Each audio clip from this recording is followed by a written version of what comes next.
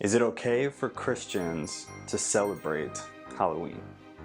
Is Halloween a satanic holiday? Or is it okay that I take my kids to go get candy once a year? That's what we're going to talk about. If you're new here, please consider subscribing. If you like the video, please like it. If you dislike it, dislike it. And give me your opinions on this in the comments below. I also have a Patreon account. It's a new thing. It's a way that you can help support the ministry. I'll leave a link to that in the description, and you can check that out on your own time. So is it possible for Christians to celebrate Halloween in an innocent way? Or is the holiday pagan through and through? These are the questions that I have been getting flooded with since the beginning of October. So a bunch of people asked me to just do a video about it, and so I'm gonna just do a video about it. This is an extremely controversial topic, and there's a reason for that. So strap up. It's gonna be annoying because I know a lot of people are gonna not agree with what I say, but a lot of people will too. It's a controversial topic. Be open-minded and watch the whole freaking video before you say something stupid in the comments. Halloween is without a doubt a pagan holiday. There is no way you can twist it without coming to the conclusion that it's a pagan holiday. Its roots are almost entirely pagan. Halloween is a pagan holiday. You cannot argue that it's not. But similar to Christmas, it's a pagan holiday that both secular society as well as Christianity have twisted and reformed, in a sense, into being something different than what they were originally intended to be, and different from the way that they were originally practiced by pagans. And that's where the controversy comes in. That's where things start to get confusing. It's because Halloween isn't what it was intended to be anymore. Most people don't practice it the way it was practiced by the pagans, and the same thing with Christmas. They're very different than the way that they were, around the time of their origin. So you have to consider that when you try to answer a topic like this. It would be extremely difficult to argue that in any way a Christian could participate in Halloween, practice Halloween in the way that it was originally practiced by the pagans. It's in direct contradiction to God, to Scripture, and to what a Christian life looks like and what our practices are. It's violently different than what Christianity teaches. And you can find the information on that in the book of Acts. There are some Old Testament verses that can be applied to this. I choose not to use them, and my reasoning for that is beside the point.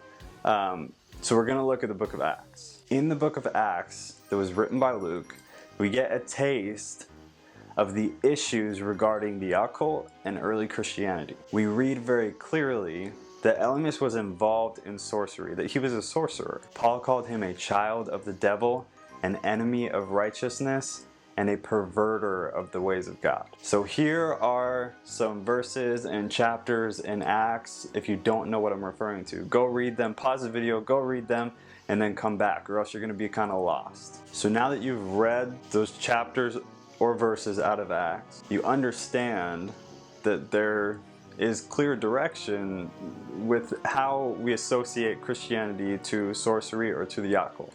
That they're in direct conflict with each other, that they cannot coexist and they are not cohesive. Now, knowing that, how do we answer a question like this? Is it possible for a Christian to participate in Halloween in a completely innocent way?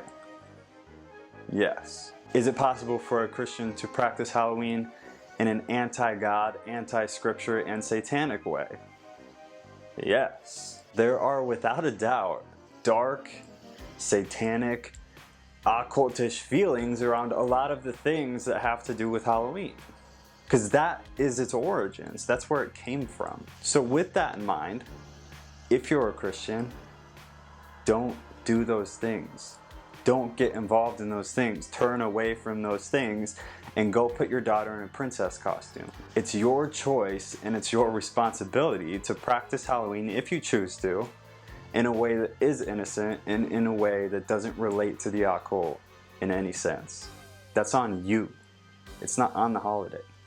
It's entirely upon you as a functioning adult. There is nothing wrong with me wanting to dress my beautiful daughter up in a princess costume, or in a motocross racer costume preferably, and prance her around the neighborhood stealing candy from my neighbors. I meant trick-or-treating from my neighbors. I'm a reformed man. Not theologically, just in general. There's nothing satanic about my daughter smiling, going door from door, and getting candy. At all. So you cannot argue with any validity that there's something satanic or occulty about the way that I want to take my kid trick-or-treating when she's old enough. She's not right now, I'd just be carrying her.